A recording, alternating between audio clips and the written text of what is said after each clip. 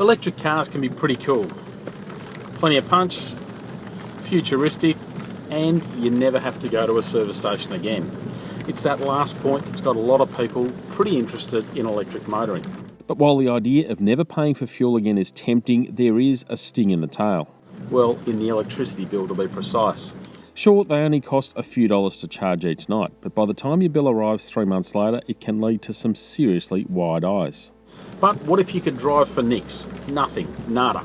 Well, that's my challenge today. I've been living with a BMW i3 now for a few months, and I've figured out that the whole electric car community are a pretty passionate bunch. There are apps and chat rooms, all of which make it a bit easier to figure out where you can get your next charge. One thing with most of the charging stations, and there aren't that many of them, but most of them are in fact free to use, so may as well take advantage of it, eh? First stop, a pretty obvious one. And I've picked just the day for it here, so hopefully we won't get any zaps from all this rain. No surprises that some BMW dealers have charging stations, and they're open to all electric car drivers. And also no surprises that they're pretty happy to see my i3. As I said, an obvious one. BMW dealership, you've got a full charge point charge station, so theoretically you don't need an i3. You can roll up, plug your car in, provided there's a spot free.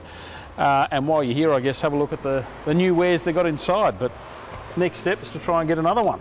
And BMW isn't the only one offering free charges. Some other car dealers selling electric cars also have charging stations, although not all are happy for just anyone to drop in. While electric cars are pretty much agreed on a standardised plug, it's called the J1772 connector, or the J series, Tesla does things its own way. It's to do with the supercharger network, which is free for owners of the most expensive electric car on the market, but only for them. But there's only so long you can live in car dealerships.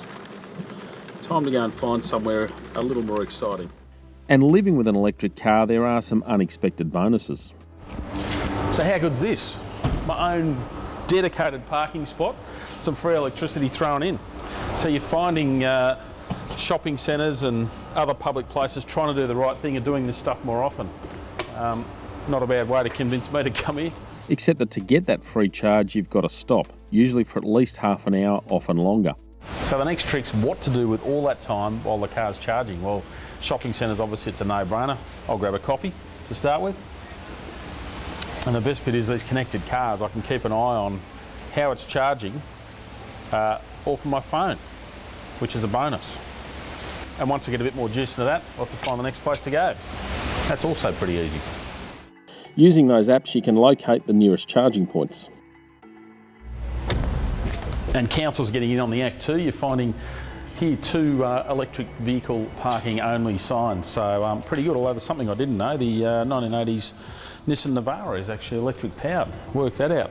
And that's actually one of the challenges with all this stuff is people, I guess, ignoring the signs. It's happened to me in a few parking stations over the last few weeks where you roll up and the dedicated spot has anything but an electric car in there. But here we go, we'll give this one a crack.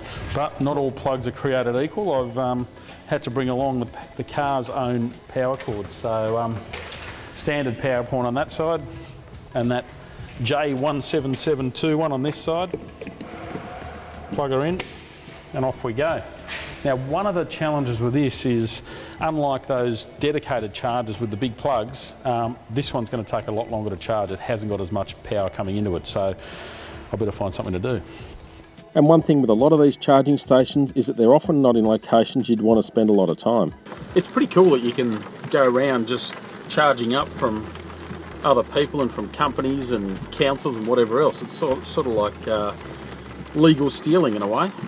Makes you want to drive round and around. One thing with most of the charging stations around town is they're typically not in tourist areas and generally not in places that you'd want to spend too much time, but that is exactly where I'd love to see a charging station, right in the heart of the beach.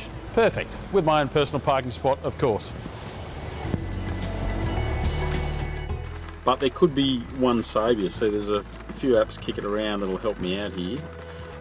One of them, which I found, called PlugShare, it not only lists the public charging stations, but I can also find people's houses. So someone right near here called Nige, apparently, who has a 10 amp wall outlet. So let's go and see Nige.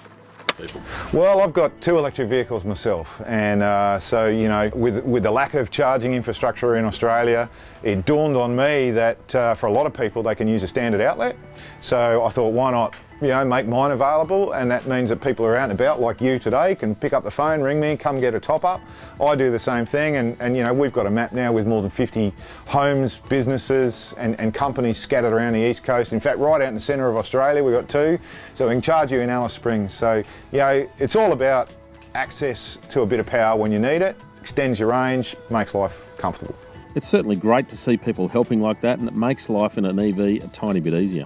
So, is it possible to live for free in an electric car? Well, mostly yes, although it does take some planning, enough to potentially turn some people off.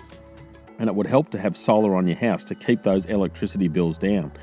But either way, it's still a lot cheaper than paying for fuel.